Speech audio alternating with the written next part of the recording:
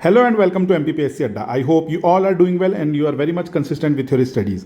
जैसे कि आप सबको पता है कि एग्जाम्स को काफ़ी कम टाइम रह गए हैं, तो MPPSC अड्डा आपके लिए लेके आया है एक रिवीजन सीरीज़, जहां पे हम आपको सारे टॉपिक्स के जो इंपॉर्टेंट टॉपिक्स हैं उनका रिवीजन कराएंगे थ्रू MCQ।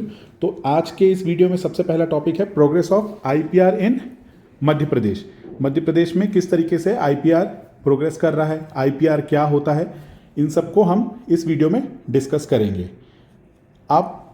अगर आप जानते हैं तो सिलेबस में इस बार काफ़ी कुछ चेंज हुआ है, बट जो कुछ चीज़ें चेंज नहीं हुई हैं और इन टॉपिक से रिलेटेड हैं तो वो आप हमारे YouTube चैनल में जाके देख सकते हैं। ODOP इन मध्य प्रदेश के 2 पार्ट ऑलरेडी अपलोडेड हैं, तो ये दोनों आपको देखना है। 50 से ज़्यादा ODOPs हैं, वो सारे याद करने हैं, क्योंकि सिलेबस में स्पेसिफिकली यूनिट 6 में जो 6th बुलेट दी हुई है वो ODOP अलग से कैटेगराइज करके लिखा हुआ है उसमें। तो 1 या 2 क्वेश्चन वहाँ से 100% आएंगे और वो आपके गलत नहीं होने चाहिए। तो जो बच्चे हमेशा ये बोलते हैं कि 2 से 3 क्वेश्चन से रह जा रहा है, वो ये सब डिफरेंस को कवर अप कर देगा। और एक और वीडियो आप देख सकते हैं आज, ancient cities and their names. ये सारे वीडियोस ऑलरेडी अपलोडेड हैं, आप चाहें तो जाके यूट्यूब चैनल में देख सकते हैं। और प्रीलिम्स की टेस्ट सीरीज जो बच्चा इंटरेस्टेड है ज्वाइन करने में या क्लासेस, वो हमें इस नंबर पर कॉन्टैक्ट कर सकता है। अब हम इससे पहले वीडियो शुरू करें तो आपको ये बताना ज़रूरी है कि इंटेलेक्चुअल प्रॉपर्टी राइट एक्चुअली में होते क्या हैं। Right, these are the rights granted to individuals over their original creative work. The important word is original.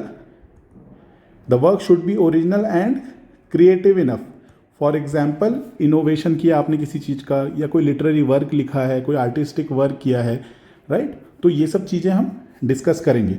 आपको क्या ध्यान रखना है, जब आप ये वीडियो बना लें तो उसके बाद कोशिश करें कि एक ऐसा आप चार्ट बनाएं जिसमें कि आप लिखें टाइप्स ऑफ IPR, फिर जो उनसे रिलेटेड जो भी लीगल प्रोविजंस हैं इंडिया में और कितने पीरियड के लिए वो अलॉट किया जाता है, और उसको एडमिनिस्ट्रेशन कौन सी मिनिस्ट्री करती है, ये इंपॉर्टेंट है। इस टॉपिक में आपको यही याद करना है। और इनसे रिलेटेड जो भी कन्वेंशंस हैं या लॉज हैं वो सब भी हम डिस्कस करेंगे। तो अगर आप टाइप्स की बात करें तो जैसे कॉपीराइट हो गया, पेटेंट हो गया, राइट, प्लांट वेराइटी हो गया, ट्रेडमार्क हो गया, GI हो गया, ये सारे के सारे टाइप्स हैं इंटेलेक्चुअल प्रॉपर्टी राइट के।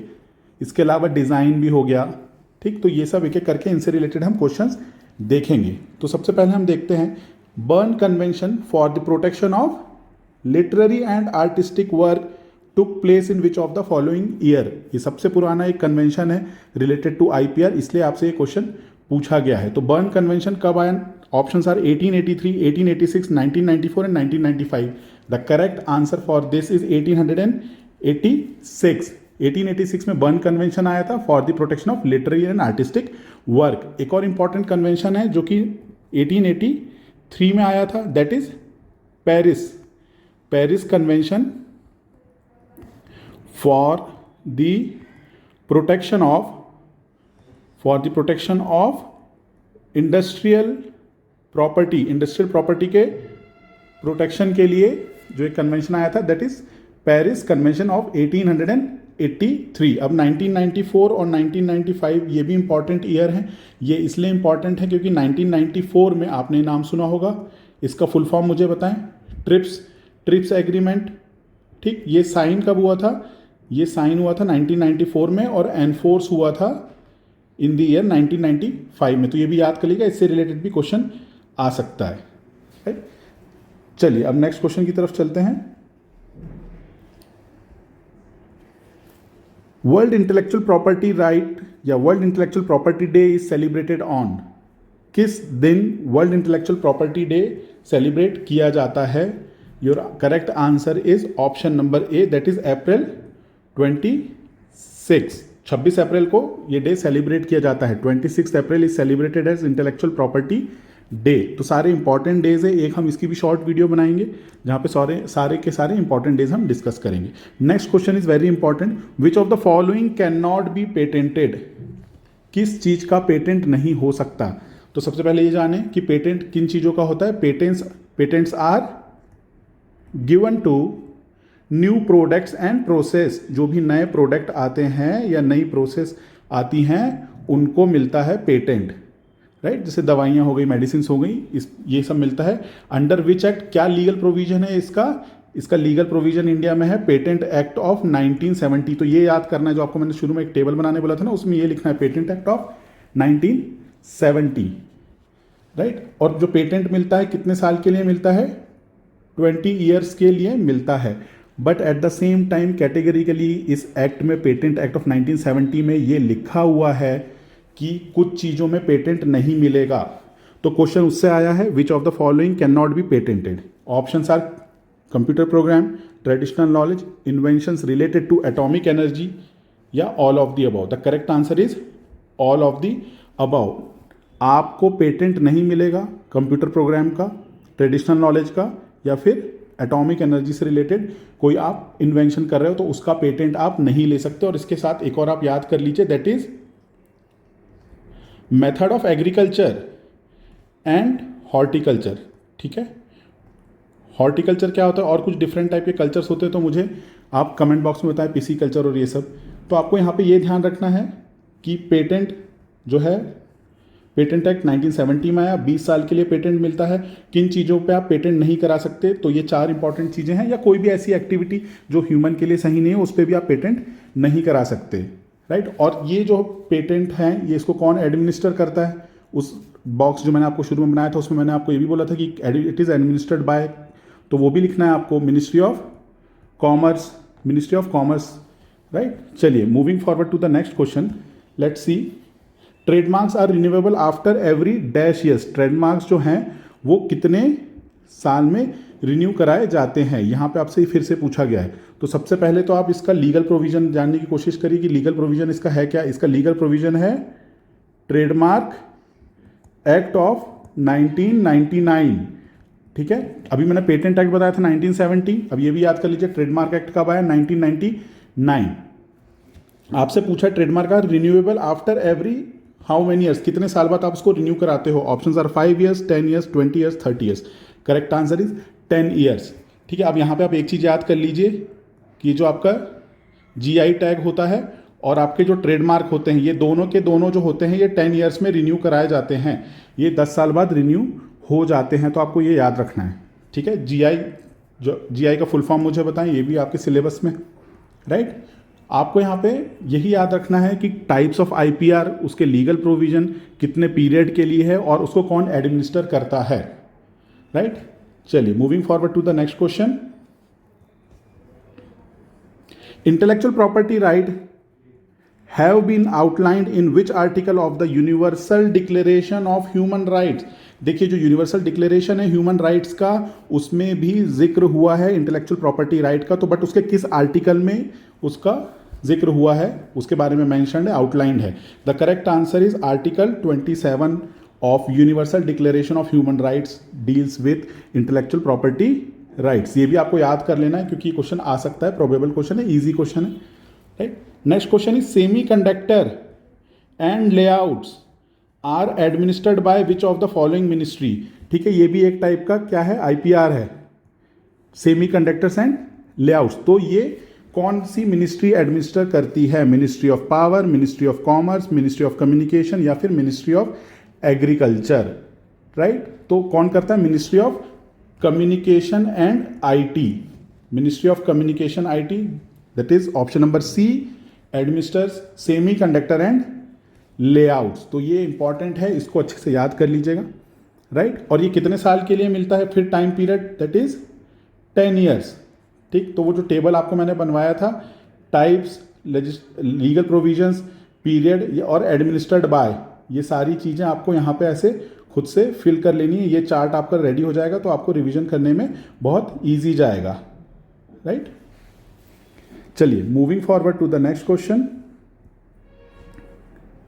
When was design act passed in India? अब डिज़ाइन भी जो है वो अपने आप में क्या है, एक टाइप का इंटेलेक्चुअल प्रॉपर्टी राइट है, और यहाँ पे आपसे पूछ रहा है उसका legal provision, that is design act. तो डिज़ाइन एक्ट कब पास किया गया?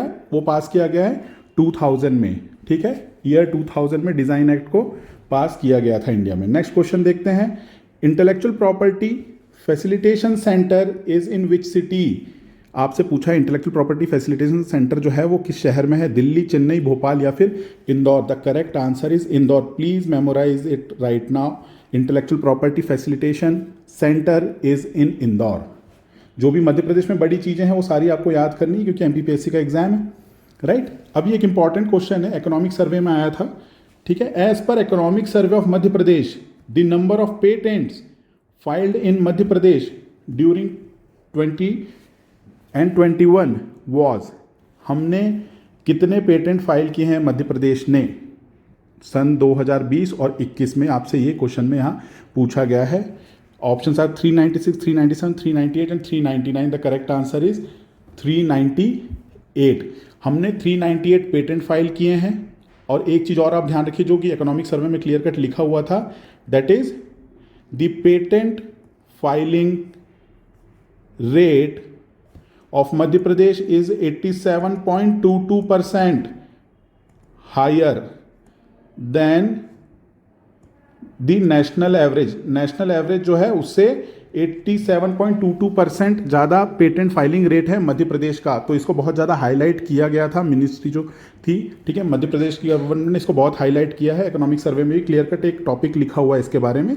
आप पूरा टॉपिक नहीं पढ़िए जाके, जो भी सफिशिएंट इन्फॉर्मेशन है यहाँ पे आपको मैं कैटर करके दे देता हूँ। Next question is MPs design filing rate. ठीक है, अभी हमने पीछे क्या देखा था कि पेटेंट कितने फाइल हुए हैं 398, नेशनल एवरेज से कितने ज़्यादा हैं 87.22। अब आपसे यहाँ क्या पूछ रहा है, देखिए डिज़ाइन का पूछ रहा है। डिज़ाइन एक्ट कब आया था, अभी मैंने आपसे डिस्कस किया था, डिज़ाइन एक्ट 2000 में आया था। तो ये भी एक टाइप का क्या है, आईपीआर है। तो पूछ रहा है MP's design filing rate is higher by dash percent than the national average.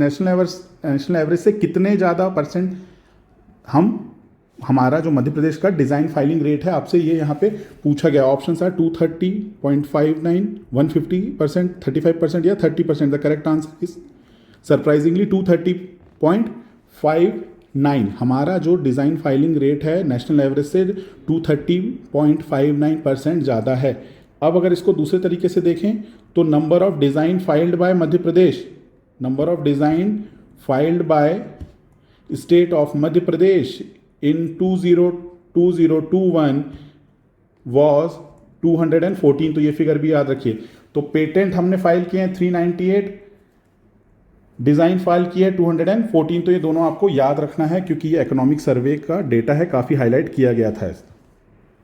ये आप देख सकते हैं इकोनॉमिक सर्वे की कटिंग है, इसमें से जो क्वेश्चन बनता था मैंने आपसे पूछ लिया है। और अगर आप ज़्यादा इंटरेस्टेड हैं, आपके मेंस के लिए आपको कुछ डेटा लेना है तो आप यहाँ से ले सकते हैं। ठीक है, और ये परसेंटेज इसलिए इतने ज़्यादा दिख रहे हैं क्योंकि हमारे पहले बहुत कम थे, तो इसलिए इंक्रीज भी थोड़ा सा ज़्यादा ही होगा, राइट।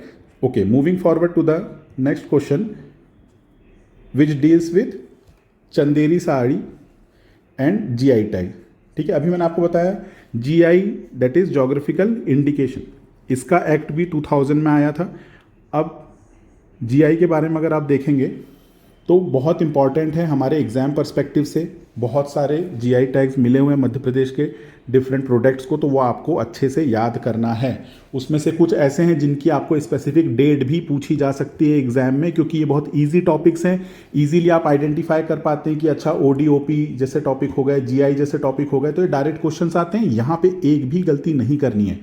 जितने प्रोबेबल क्वेश्चंस बन सकते हैं सब आप पहले से याद कर लें। जैसे पूछा गया Chanderi sari was given GI tag on which date, किस डेट पे चंदेरी साड़ी को जीआई टैग मिला। ये क्यों पूछा गया, क्योंकि सबसे पहला प्रोडक्ट था जिसको जीआई टैग मिला था 28 जनवरी 2005। तो स्पेसिफिक डेट याद कर लीजिए। अब जैसे चंदेरी साड़ी है वैसे एक महेश्वरी साड़ी भी होती है।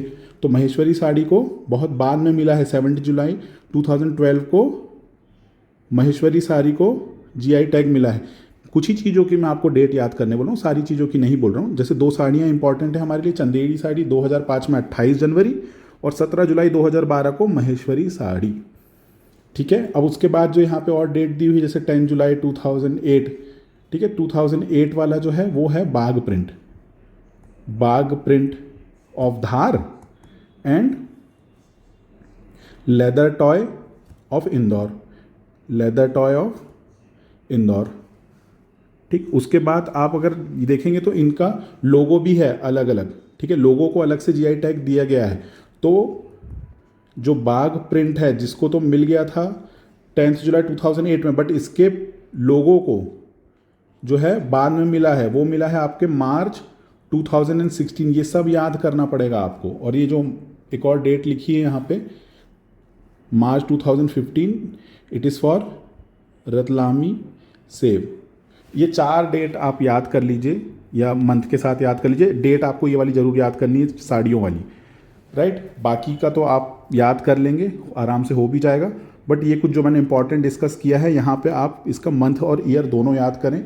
अगर क्वेश्चन डीप में पूछ लिया तो वो बनना चाहिए उसमें, right. Okay, moving forward to the very next question which is about again GI tag dealing with Kadaknath. But before that, look at the screen. You can pause the screen here and you can memorize, right? और एक और information है, the first GI tag was given to Darjeeling tea of West Bengal in 2004, that is 2004.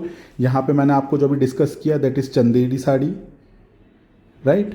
And 2005 में आप यहाँ देख सकते हैं कि चंदेरी साड़ी को 2005 में मिला है, महेश्वरी को 2012 में मिला है। बाग प्रिंट भी मैंने आपको अभी डिस्कस किया, उसका लोगो भी मैंने आपसे डिस्कस किया, राइट। और बाग प्रिंट को अगर आप देखें और लेदर टॉय फ्रॉम इंदौर दोनों का सेम डेट है ना। तो ये आपको सारा का सारा मेमोराइज करना है, ये पूरी चीज़ें आपको मेमोराइज कर लेनी है।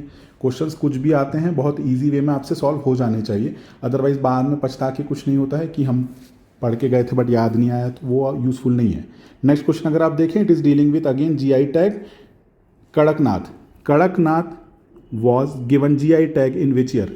ठीक है, कड़कनाथ एक टाइप का चिकन होता है, उसको GI टैग किस साल मिला है ये आपसे पूछा गया। और किस रीजन में कड़कनाथ पाया जाता है मुझे प्लीज़ कमेंट बॉक्स में बताएं, ठीक है। Answer is 2018। कड़कनाथ जो है 2018 में उसके GI टैग मिला है, राइट। और इसके बाद अभी जो लेटेस्ट असाइंड GI टैग हैं 2023 में जिनको GI टैग मिला है, जैसे कि स्टोन क्राफ्ट ऑफ बेड़ाघाट Jabalpur, Gond painting of Dindori, carpet of Gwalior, batik print of Ujjain, iron craft of Agaria tribe Dindori, silk sari of Waraseoni, this is important, Waraseoni Balaghat district में एक तहसील है, वहाँ की सिल्क साड़ी को मिला है, ठीक है। Sharbati wheat of Sehore and Vidisha, Sundarja mango of Rewa, gajak of Morena. तो ये आपको अच्छे से याद करना है, ये सारे के सारे आपको याद करना है।